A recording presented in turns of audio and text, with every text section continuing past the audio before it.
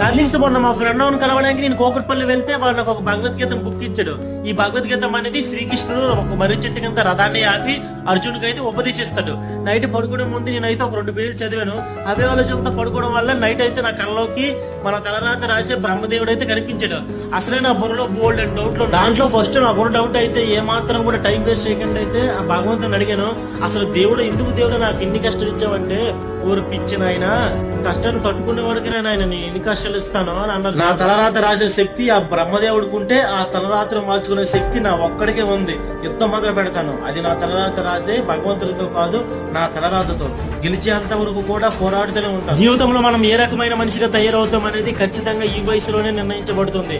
కాబట్టి అనుక్షణం కష్టపడి బ్రహ్మదేవుడు రాసిన తలరాతను ఒక్కొక్క అక్షరంగా చెరుపుకుంటూ నీకు నువ్వుగా ఎదుగుతుంటూ జీవితంలో ముందుకు సాగిపోవడం. డార్లింగ్స్, ఒకవేళ మీరు భగవద్గీత చదువుంటే దాంట్లో మీకు ఏ దేవుడు అంటే ఎక్కువగా ఇష్టమైతే కింద కామెంట్ బాక్స్ లో